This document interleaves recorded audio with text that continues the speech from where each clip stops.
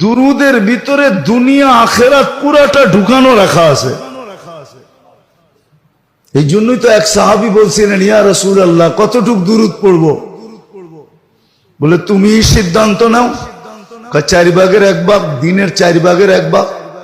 এখনো হয় না। অর্ধেক, এখনো হয় না। 3 ভাগ, এখনো হয় না। তাহলে 24 ঘন্টায় আমি দুরুদে কাটায় দিব। বলছে তাইলে হয়েছে, এখন হয়েছে। এখন যদি আপনি প্রশ্ন করেন দুরুদে সব কাটায় দিব, বাকিগুলা কি হবে? তা আল্লাহ রাসূল এটাও বলছে, তুমি যদি আমার দুরুদের ভিতরে সব কাটায় দাও তো বাকি সব কিছু করা ব্যতীত তোমার মিলবে। সব প্রয়োজন তোমার এটা দিয়েই মিটবে। দুরুদে যে কি রাখা আছে আমরা জানি না। যদি কিছু রাখা না থাকতো তাহলে আল্লাহ এটা কোনোদিন বলতো না যে আমি বন্ধুর দুরুদ বন্ধ হইতে দিব না,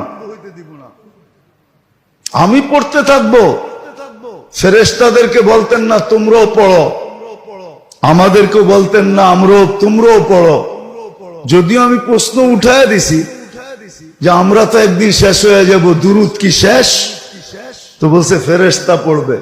আরে ফেরেশতাও তো একদিন শেষ হয়ে যাবে, কারণ আপনি লেখা রাখছেন ইন্নী কাতাবতুল মাউতা আলা মান তাহতা আরশি। আরশের উপরে তো কোনো ফেরেশতা নাই, আরশের উপরে তো আপনি একা, আপনি বিরাজমান। ফেরেশতাও তো শেষ হয়ে যাবে, মৃত্যু এদের জন্য অবধারিত। তা আল্লাহ বলে পড়তে ছিলাম, পড়তে আসি, পড়তে থাকবো। আমার বন্ধুর দুরুদ এক মুহূর্তের জন্য বন্ধ হইতে দিব না। কত বড় মর্যাদা! আর যার কারণে সব পাইলেন, আর আপনি আর আমি দুরুদ পড়ি না। একটু চিন্তা করেন না,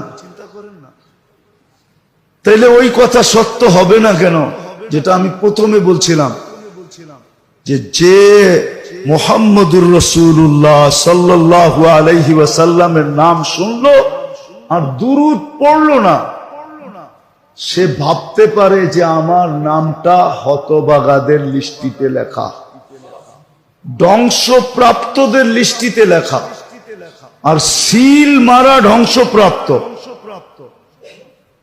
এই জন্য উচিত মেরে দোস্ত, উচিত উচিত শুধু একদল দিয়ে তো হবে না। এটা যতক্ষণ পর্যন্ত